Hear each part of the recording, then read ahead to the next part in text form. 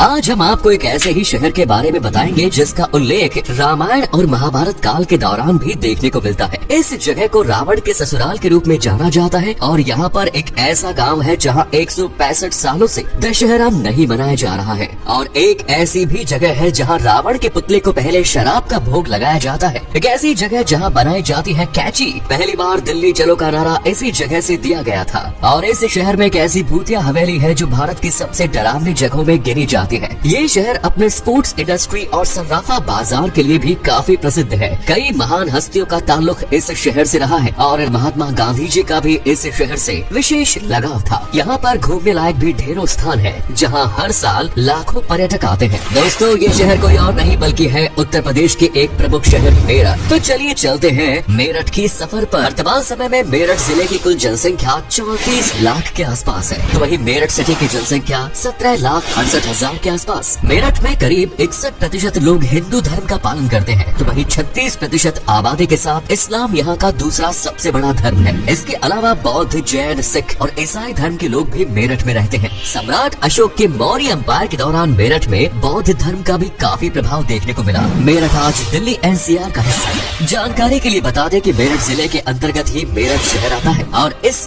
जिले के अंदर अन्य कई शहर भी आते हैं। मेरठ के आसपास मुजफ्फरनगर, गाजियाबाद, बागपत, बुलंदशहर जैसी जगह आती है। सन 1803 में ईस्ट इंडिया कंपनी ने मेरठ को अपने अधीन कर लिया और यहाँ पर एक छावनी का निर्माण कराया। आज मेरठ छावनी देश की दूसरी सबसे पुरानी छावनी मानी जाती है। सन 1818 में अंग्रेज ने मेरठ को एक जिले का दर्जा दिया था, लेकिन उस समय मेरठ जिला आज के मेरठ से मुकाबले में कई गुना बड़ा हुआ करता था। गाजियाबाद और दिल्ली के कुछ इलाके भी मेरठ जिले के अंतर्गत आते हैं। आपको बता दें कि सन 1857 में भारत के प्रथम स्वतंत्रता संग्राम की शुरुआत मेरठ से ही हुई थी और पहली बार मेरठ में ही दिल्ली चलो का नारा गूंजा। बाद में साल 1929 में गांधी जी ने मेरठ के एक वट वृक्ष के नीचे बैठकर भारत की आजादी के लिए यज्ञ भी किया था। मेरठ की गिनती आज न सिर्फ उत्तर प्रदेश के बल्कि पूरे भारत के सबसे तेजी से विकसित होने वाले शहरों में की जाती है। आज के समय में शायद ही कोई ऐसी चीज होगी जो मेरठ में ना देखने को मिले। मेरठ को स्पोर्ट्स सिटी के नाम से भी जाना जाता है क्योंकि यहाँ पर बड़ी मात्रा में खेल उपकरणों का निर्माण किया जाता है। कई भारतीय क्रिकेटर्स मेरठ के बड़े बल्ले का ही इस्तेमाल करते हैं। इसके अलावा दवाइयों के कारखाने भी मेरठ में स्थापित हो रहे हैं। साथ ही मेरठ में म्यूजिकल इंस्ट्रूमेंट्स के भी कई कारखाने मौजूद हैं, जहां वायलिन, बांसुरी, तबला, इलेक्ट्रिक गिटार और पियानो जैसे वाद्य यंत्र बनाए जाते हैं। और हाँ, मेरठ में कैंची का कारोबार भी बड़े पैमाने पर किया जाता है। मेरठ की कैंची की धार भारत में सबसे अच्छी मानी जाती है, तो जरा मेरठ की कैंचियों से अपना हाथ संभाल कर रखिएगा। बिजनेस के अलावा आज के समय में मेरठ उत्तर प्रदेश की एक प्रमुख एजुकेशन हब के रूप में भी जाना जाता है। मेरठ का लिटरेसी रेट है 75% के आसपास, जिसमें आए दिन तेजी से वृद्धि हो रही है। चौधरी चरण सिंह यूनिवर्सिटी, सरदार वल्लभ भाई पटेल एग्रीकल्चर और technology university, Swami Vivekananda Subharti university और IIMT यूनिवर्सिटी मेरठ के प्रमुख विश्वविद्यालय हैं। दोस्तों, मेरठ का जिक्र कई पौराणिक ग्रंथों और वेदों में देखने को मिलता है। इस स्थान को रावण के ससुराल के रूप में जाना जाता है।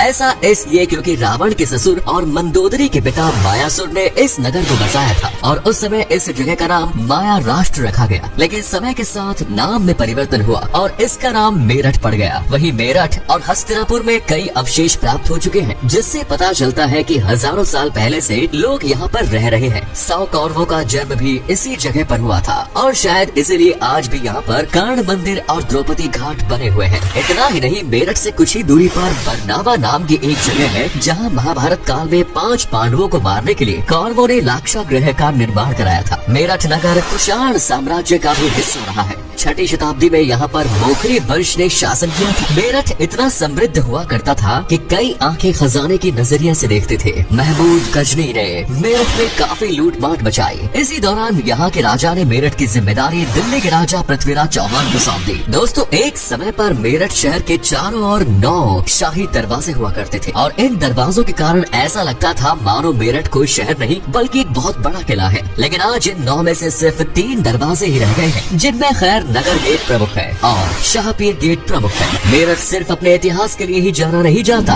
इस शहर में कई महान पर्सनैलिटीज और सेलिब्रिटीज का जन्म हुआ। क्रिकेटर भुवनेश्वर कुमार, प्रवीण कुमार, बोनी कपूर, एक्ट्रेस मंदाकिनी, कैलाश खेर और प्रसिद्ध धारावाहिक रामायण में भगवान राम का किरदार निभाने वाले अरुण गोविल का जन्म भी मेरठ में ही हुआ है। मेरठ में जीपी ब्लॉक नाम की एक जगह है जहाँ पर कुल 3 हवेलियाँ बनी हुई है जो भूतिया मानी जाती है। यहाँ के लोगों का कहना है कि रात के समय हवेली की छत पर एक लाल साड़ी पहने महिला नजर आती है और हवेली के पास से निकलते समय कई डरावनी आवाजें भी सुनाई देती है। इसी वजह से लोग इस स्थान से गुजरना पसंद नहीं करते। इसे आखिरी बार साल 1930 में ब्रिटिश मिलिट्री द्वारा इस्तेमाल किया गया था और तब से लेकर आज तक ये हवेली सुनसान पड़ी है। सिर्फ भूतिया हवेली नहीं, मेरठ के बाजार भी काफी प्रसिद्ध है। यहाँ का सर्राफा बाजार देश के सबसे बड़े सर्राफा बाजारों में से एक है। आप यहाँ से गोल्ड और सिल्वर की ज्वेलरी ले सकते हैं। अनेकों डिजाइन आपको यहाँ मिल जाएंगे। यहाँ का सोतीगंज का कबाड़ बाजार भी काफी प्रसिद्ध है। पुरानी से पुरानी गाड़ियों के पार्ट्स आपको यहाँ आसानी से मिल जाएंगे। हर साल हजारों गाड़ियाँ यहाँ पर कटने के लिए आते हैं और अगर आपको शॉपिंग करनी है तो गढ़ रोड के बाजार जरूर जाएं। अगर आपको अलग अलग प्रकार के पकवान खाने का शौक है तो एक बार मेरठ जरूर जाएं। मेरठ की नान खटाई पूरे देश में मशहूर है और साथ ही यहाँ का गजक, ये एक मिठाई है जिसे आप जितना भी क्यों न खाए मन नहीं भरेगा। इसके अलावा लस्सी, चाट, कचौड़ी, छोले भटूरे, गोलगप्पे, पूरी, आलू और रबड़ी फालूदा का स्वाद भी आप चखना बिल्कुल न भूलें। त्योहारों की बात की जाए तो मेरठ के भैंसाली मैदान में रावण दहन का कार्यक्रम का आयोजन हर साल किया जाता है, लेकिन यहाँ पर खास बात यह है कि रावण का पुतला बिना शराब का भोग लगाए खड़ा नहीं होता। सबसे पहले रावण के पुतले के मुंह में शराब की बूंदें डाली जाती है और पूरे शरीर पर शराब का छिड़काव किया जाता है। उसके बाद ही ये पुतला खड़ा हो पाता है। बिना शराब पिलाए कई बार पुतला खड़ा करने की कोशिश की जा चुकी है, लेकिन हर बार नाकामी हाथ लगी है। आपको बता दें कि रावण को मेरठ का जवाई राजा भी माना जाता है। वहीं मेरठ में एक ऐसी भी जगह है जहाँ पिछले 165 सालों से दशहरा का आयोजन नहीं किया जा रहा। यहाँ के गगोल गांव में 1857 की क्रांति के बाद ब्रिटिशर्स ने कई भारतीय सैनिकों को दशहरे के दिन फांसी की सजा दी थी, जिसके बाद से यहाँ पर दशहरा का त्योहार मनाया ही नहीं जाता। मेरठ का नौचंदी मेला सबसे प्रमुख मेला है। सन 1672 में इस मेले की शुरुआत की गई थी और इस मेले की खासियत ये है कि ये मेला हिंदू मुस्लिम एकता का प्रतीक माना जाता है। नौचंदी मंदिर और हजरत बाले मियाँ दरगाह के पास इस मेले का आयोजन होता है। मंदिर में घंटी बजती है तो दरगाह से अजान की आवाज आती है। शाम के समय मंदिर में भजन कीर्तन का आयोजन होता है तो दरगाह में कव्वाली आयोजित की जाती है। नौचंदी मेला करीब 21 दिनों तक ये मेला चलता है। दोस्तों, मेरठ में घूमने लायक भी ढेरों जगह है। चलिए आपको मेरठ की प्रसिद्ध टूरिस्ट डेस्टिनेशंस के बारे में भी बता देते हैं। शहीद स्मारक इस शहर में बेहद लोकप्रिय है। 1857 की क्रांति में शहीद होने वाले सैनिकों की याद में इस स्मारक का निर्माण करा गया। मेरठ का ओघड़नाथ मंदिर श्रद्धालुओं के बीच प्रमुख आस्था का केंद्र है। ये भगवान शिव को समर्पित एक मंदिर है। मराठा युद्ध पर जाने से पहले इस मंदिर में पूजा उपासना करते थे। मेरठ के हस्तिनापुर नगर में एक बेहद ही प्रसिद्ध जैन मंदिर है। यहाँ पर जम्बू द्वीप मंदिर, अष्टापद मंदिर, शांतिनाथ दिगंबर जैन मंदिर जैसे कई मंदिर बने हुए हैं। हस्तिनापुर में ही द्रौपदी की रसोई, द्रौपदी घाट और कर्ण घाट जैसी जगह भी मौजूद है, जहाँ महाभारत काल के अवशेष देखने को मिलते हैं। मेरठ के गांधी पार्क और सूरज कुंड पार्क की हरियाली सैलानियों को काफी आकर्षित करती है। यहाँ पर आप अपनी फैमिली के साथ पिकनिक मनाने जा सकते हैं। शाहपीर की दरगाह पर भी